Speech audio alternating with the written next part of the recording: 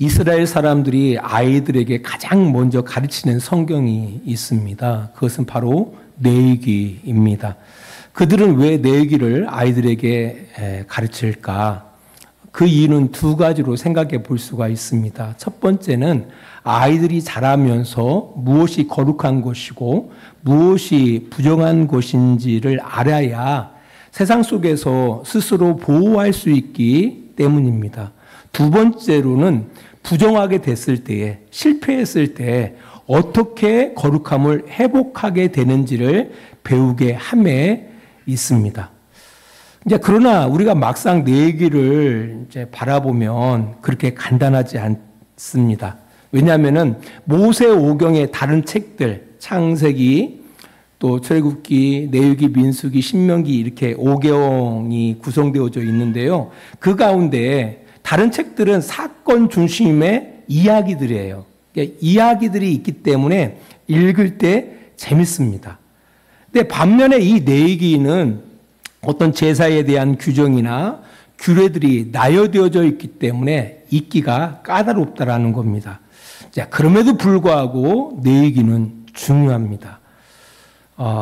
그 중요성을 우리가 모세오경의 배열을 통해서 알 수가 있습니다. 우리가 성경 66권의 배열들이 쭉 되어 있잖아요. 창세기, 출애굽기 이렇게 해가지고 배열되어 있거든요. 또한 신약 성경도 마찬가지예요. 마태, 마가, 누가, 요한, 사도행전 이렇게 배열되어져 있는데 그냥 배열되어져 있는 게 아니에요.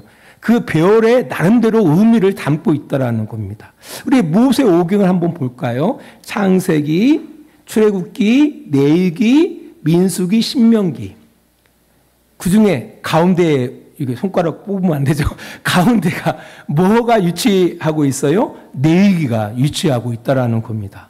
이게 모세오경, 창출, 레미, 신, 이 모세오경 가운데 레위기가 중심에 있다라는 겁니다. 그만큼 중요하다라는 겁니다.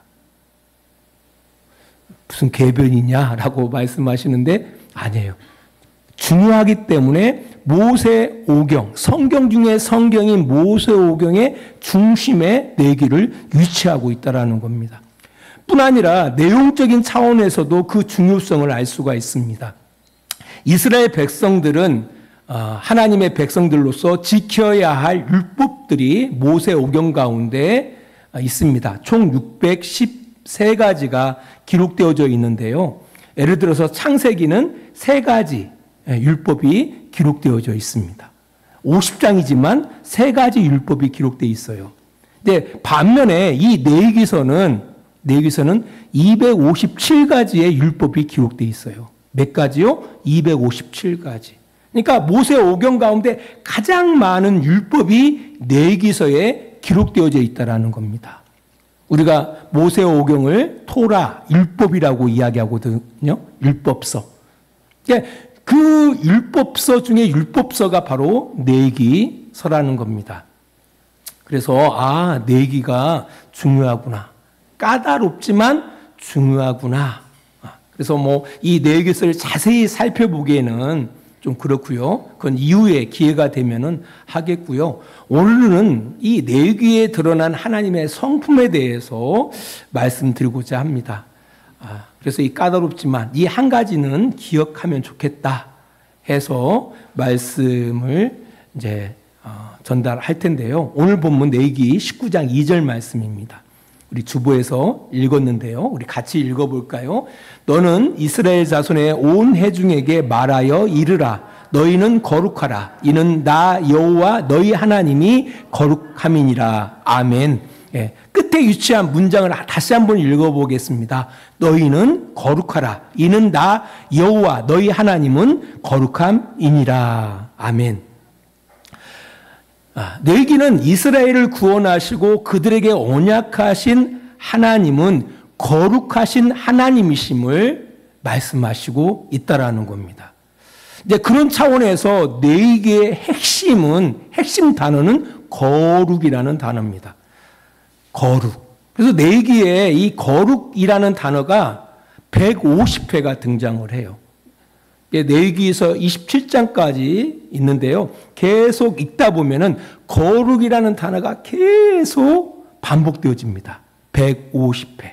그만큼 이 내기의 핵심 단어는 거룩이다. 그래서 하나님은 거룩하신 하나님이고 우리에게 요구하시는 것은 바로 거룩이다라고 말씀하고 있는 겁니다.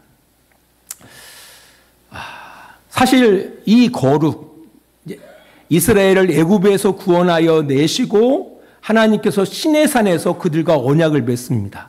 그리고 그 언약을 통해서 하나님이 그들에게 기대하셨던 궁극적인 목적이 있습니다. 거룩한 백성입니다. 거룩한 백성. 그래서 선택한 이스라엘 백성을 향하여 하나님께서는 거룩을 요구하시는 겁니다. 이것은 동일하게 예수 그리스도를 믿는 우리에게도 그대로 적용되어집니다.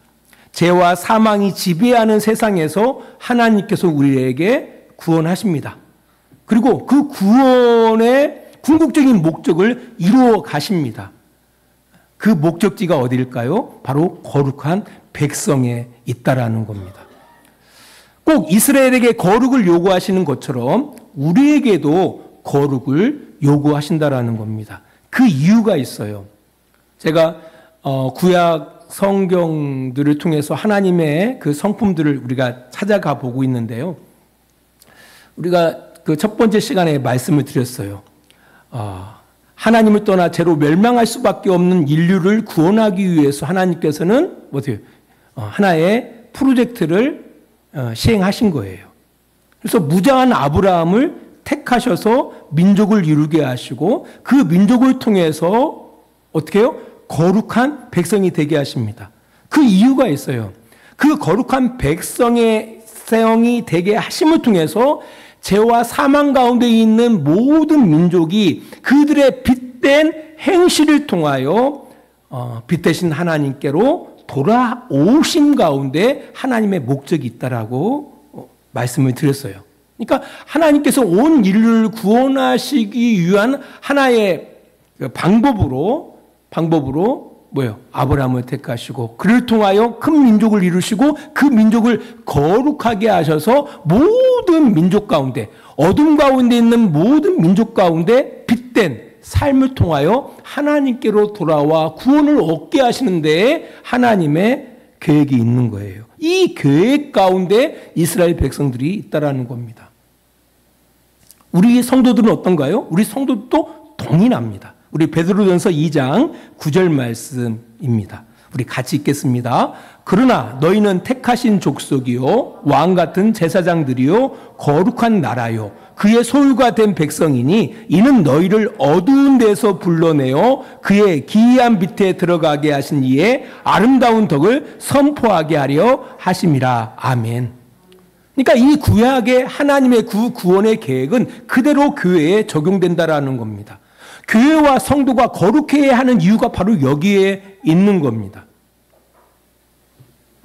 하나님께서 이 세상을 구원하시기를 원합니다. 죄와 허물로 사망 가운데 매어 고통당하는 그들을 구원해 내시기를 원하신다라는 겁니다.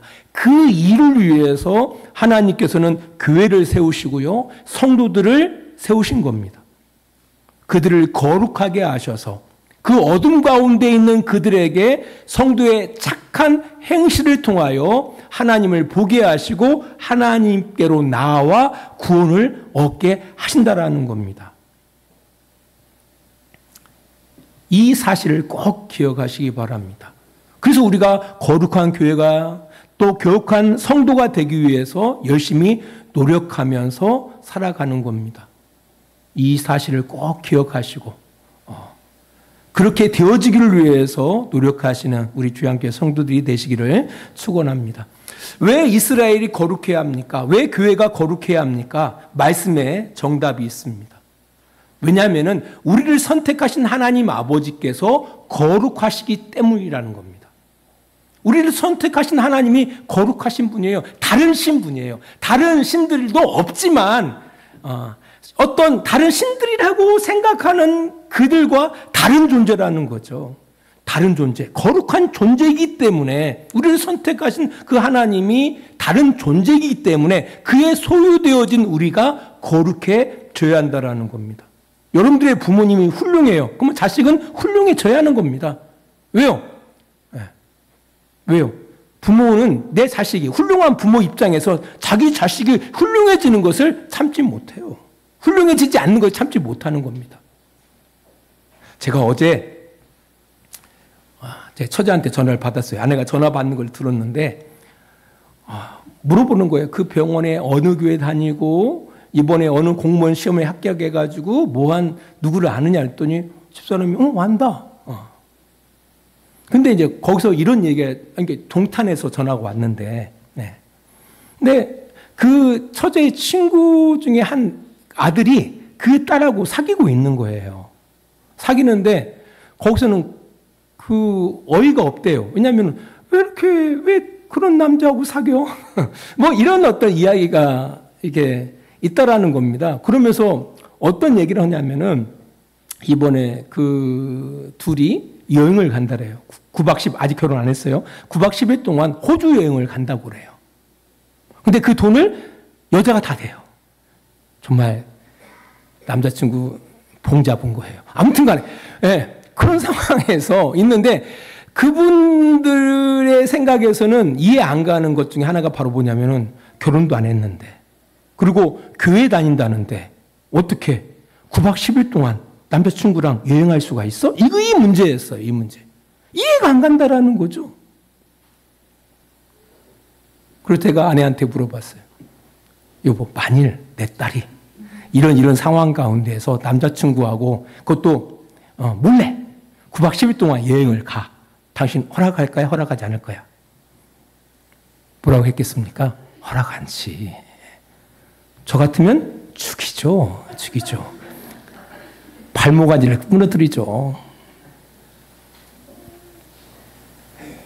이게요. 저는 아직 노땅이라서 죄송합니다. 나이 어르신들 계신데 아직까지는 그게 용납이 안 돼요. 아들 키울 때는 용납이 됐습니다. 근데 딸을 키우니까 용납이 안 돼요. 이게 참 웃기죠? 네. 아들 키울 때는 그럴 수도 있지. 근데 딸을 키니까요. 안 돼, 그것은. 안 돼. 네, 안 돼. 왜? 아직까지도 제 아내는 제 마음속 안에는 어떻게 해요? 이렇게 용납이 안 되는가 봐요. 자, 아무튼 간에 거룩이라는 게 좀 달라야 한다라는 거죠. 달라야 한다. 네. 아직까지는 그런 사고방식이 있는가 봐요. 왜 이스라엘이 달라야 하는가? 왜 교회와 성도들은 달라야 하는가라고 할 때 우리를 선택하신 하나님이 다른 분이기 때문에, 거룩한 분이기 때문에.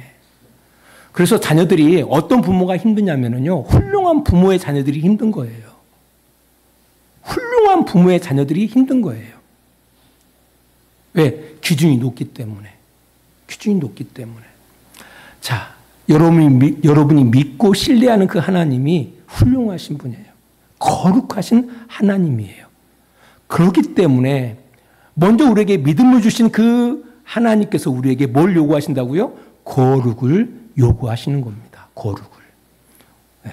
출애굽기 19장 5절로 6절 말씀 우리 함께 읽어볼까요? 세계가 다 내게 속하였나니 너희가 내 말을 잘 듣고 내 언약을 지키면 너희는 모든 민족 중에서 내 소유가 되겠고 내게 대하여 제사장 나라가 되며 거룩한 백성이 되리라. 너는 이 말을 이스라엘 자손에게 전할지니라. 여기 보니까 하나님의 소유. 이게 소유라고 해가지고 마음대로 이런 의미가 아니에요. 하나님이 책임지신다라는 거죠. 뭐 할 때? 너희가 내 말을 잘 듣고 내 언약을 지키면 하나님 너를 책임질 거야. 책임질 거야. 여러분들 하나님과 예수 그리스도를 믿으십니까? 그분이 하나님이 여러분의 아버지 되시고 예수 그리스도가 여러분의 메시아 되심을 믿으십니까? 그렇단다라면은 거룩해야 합니다. 왜 거룩해야 하느냐라고 할 때 우리가 믿고 신뢰하는 하나님 아버지께서 거룩하시기 때문입니다. 우리가 메시아로 믿고 따르는 그 예수 그리스도께서 거룩하시기 때문에 여러분이 거룩해야 한다는 겁니다. 거꾸로 생각하면 내가 하나님과 상관이 없으면 거룩해질 필요가 없어요. 내가 하나님과 아무 관련이 없어요. 그러면 거룩하게 안 살아도 됩니다. 그래요. 네. 그래서 이 거룩, 왜? 우리 하나님 아버지가 거룩하기 때문에 우리에게 거룩을 요구하신다라는 겁니다. 이제 본격적으로 내기서로 들어가 보겠습니다. 아니, 목사님, 이제 끝날 시간인데, 아닙니다. 짧습니다. 출애굽기가 어떻게 맞춰집니까? 모세는 하나님이 가르쳐 주신 대로 해막의 모든 것들을 만듭니다. 그리고 구름이 해막에 덮이고 여호와의 영광이 그 해막 가운데 충만하게 거합니다. 여기서 구름이라는 것은 여호와의 임재를 의미합니다. 이렇게 출애굽기가 맞춰져요. 그리고 시작이 레위기 1장 1절입니다. 우리 같이 볼까요? 여호와께서 해막에서 모세를 부르시고 그에게 말씀하여 이르시되, 그 해막이 준비되어지고 그 해막 위에 그 구름이 가득 차 있습니다. 여호와의 영광이 함께합니다.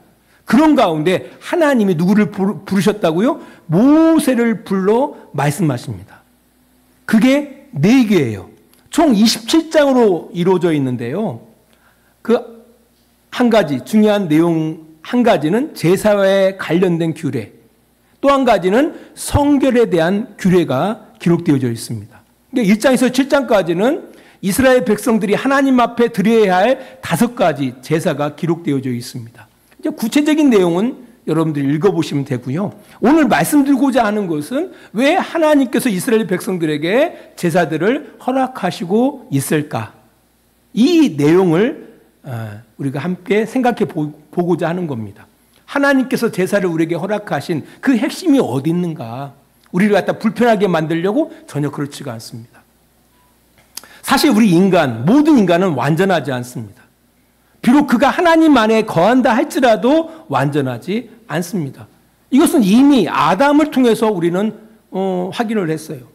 노아도 그렇죠. 홍수 이후에 노아의 모습을 바라보면 노아 역시 완전하지 않구나.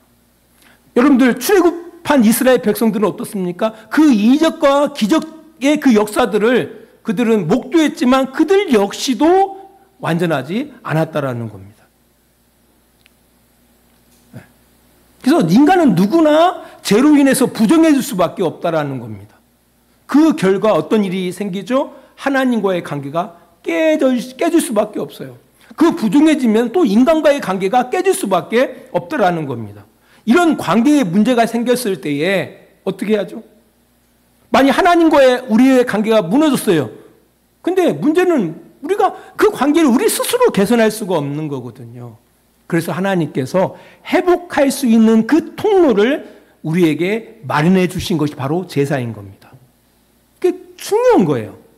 그래서 제사가 가지는 가장 중요한 의미는요, 하나님과의 관계, 공동체 간의 관계가 무너졌을 때 제사를 통해서 회복해 하신다라는 겁니다. 이것을 누가? 하나님이 마련해 주셨다라는 겁니다. 이게 통로예요, 통로. 관계가 무너졌을 때에 관계가 회복될 수 있는 통로를 하나님께서 직접 마련해 주셨다라는 겁니다. 이것은 이스라엘의 시대적 배경과 깊은 연관이 있습니다. 이 모세오경이 정리될 당시 이스라엘은 바벨론에 의해서 멸망했습니다.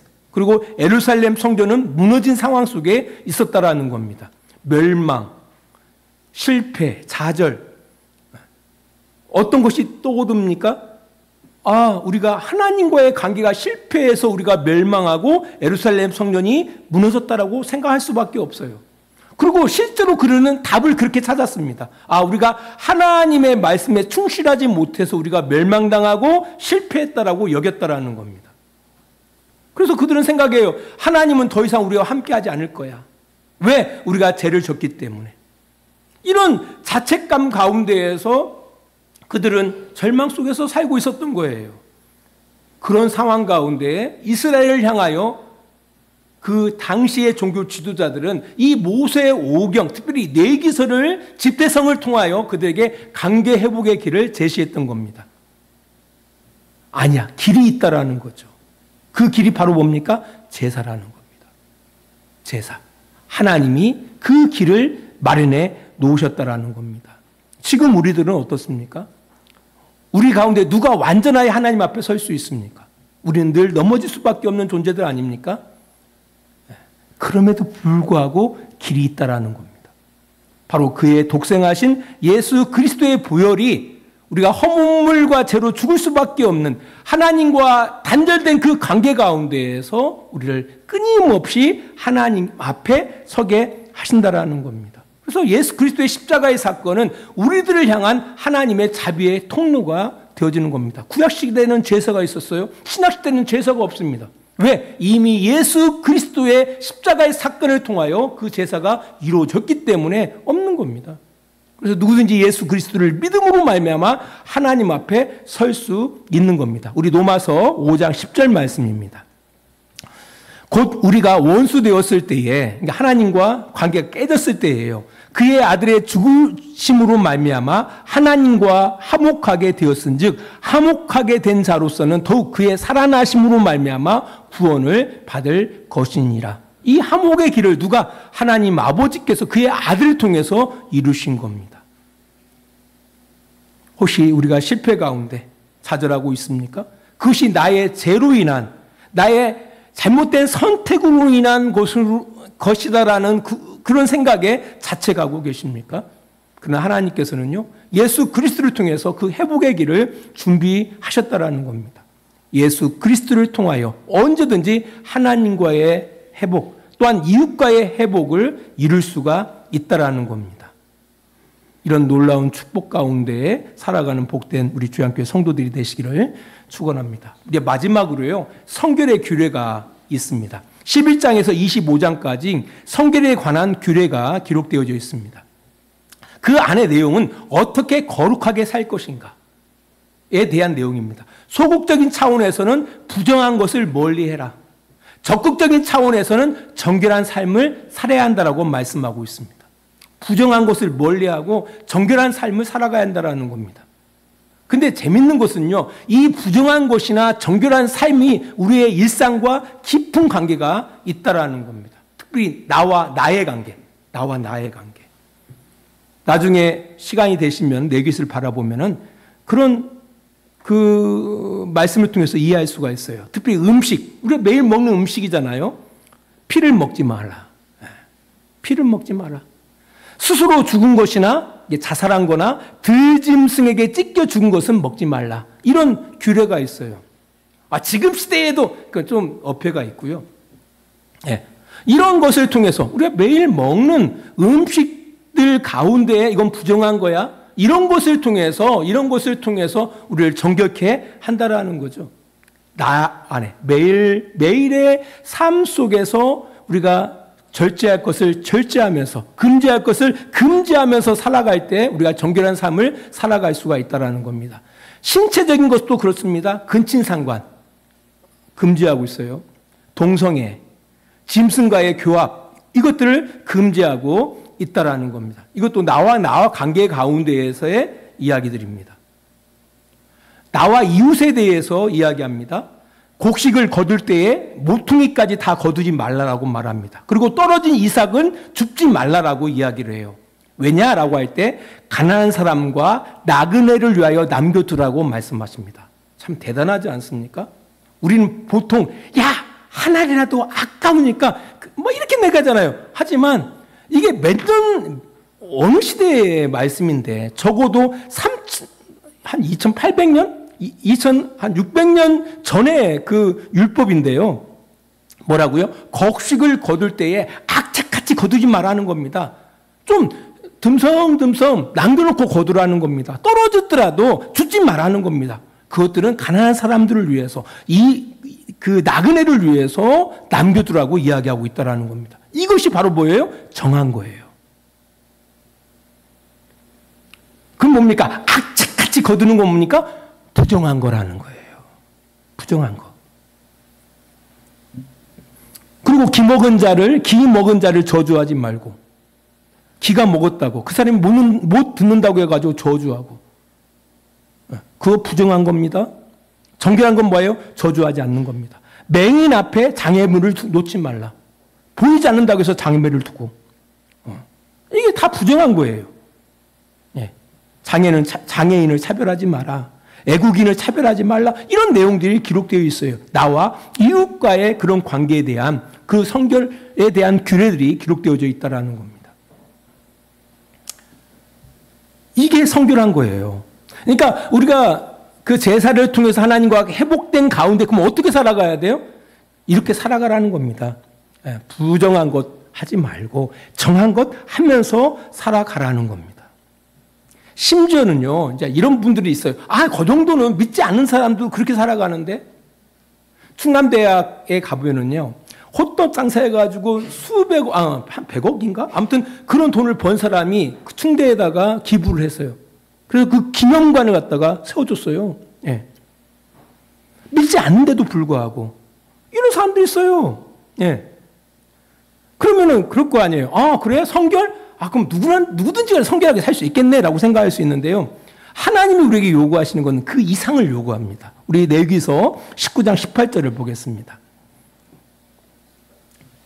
원수를 갚지 말며 동포를 원망하지 말며 내 이웃 사랑하기를 네 자신과 같이 사랑하라. 나는 여호와이니라. 하나님이 요구하시는 그 성결, 거룩의 끝판왕입니다. 어떻게 하라고요? 네 몸과 같이 사랑하라는 겁니다. 누구를 향하여? 이웃을 향하여. 이거 만만치 않습니다. 어렵습니다. 아니, 이웃은커녕 네 아내로 그렇게 한번 사랑해봐라. 네 아내를 네 몸처럼 사랑해봐라. 만만합니까? 만만치 않잖아요. 근데 하나님이 요구하시는 겁니다. 그러니까 하나님께서는 일반적인 어떤 도덕 윤리적인 것을 넘어서 그 이상을 요구하고 있다는 거예요. 누구들한테? 하나님의 택한, 하나님이 선택한 우리들에게 요구하고 있다는 겁니다. 이게 어렵죠. 그래서 신앙생활이 어려운 거예요. 제발 그런 오해를 벗으시기 바랍니다. 죽어 천국 가는 것이 신앙생활이 아니에요. 신앙생활이라는 것은 누구 말대로 성자가 되어지는 과정이에요. 성도가 되어지는 과정이 신앙생활인 겁니다. 그러니까 이 내기서의 내용을 바라보면은 그래, 하나님께서 그 제사라는 방법을 통해서 너희를 온전케 했어. 온전케 했으니까 온전해져. 그 얘기예요. 우리가 예수 그리스도로 말미암아 너희가 제 용서함을 받았어. 그러니까 어떻게 해요? 성도가 되라고 말씀하시고 있는 거예요. 성도가 되라고 말씀하고 있는 겁니다. 목사이기 전에 성도가 되어줘야 돼요. 집사이기 전에, 권사이기 전에, 장로이기 전에 성도가 되어줘야 돼요. 성인이 되어져 가야 한다는 겁니다. 만만치가 않습니다. 말씀의 결론을 맺습니다. 우리 베드로전서 2장 15절 이 한 말씀으로 말씀의 결론을 맺겠습니다. 같이 읽습니다. 거룩하신 것처럼 모든 행실에서 거룩한 사람이 되십시오. 오직 너희를 부르신 거룩한 이처럼 너희도 모든 행실에 거룩한 자가 되라. 예. 만만치 않죠? 기도하겠습니다. 하나님 아버지 감사합니다. 하나님은 거룩하신 하나님이십니다. 그래서 우리에게 거룩을 요구하고 계십니다. 쉽지 않습니다. 그럼에도 불구하고 끊임없이 우리에게 기회를 주십니다. 낙오하거나 좌절하거나 포기하지 않게 하시고 예수 그리스도 안에서 다시금 오뚜기처럼 일어나서 거룩한 성도가 되어지기 위하여 최선을 다할 수 있는 복된 우리들이 되게 하여 주시옵소서. 예수님 거룩하신 이름으로 기도합니다. 아멘. 이제는 우리를 사랑하시는 우리 아버지 하나님의 그 크신 사랑하심과 예수 그리스도의 십자가의 은혜하심과 성령의 감화와 감동과 지키시고 인도하심이 오늘도 시간을 구별하여 하나님 앞에 예배하는 귀한 성도들의 머리 위에와 그들의 가정과 직장과 사업장 위에 하나님의 놀라우신 사랑과 은혜가 늘 함께해 주시기를 간절히 축원하옵나이다. 아멘.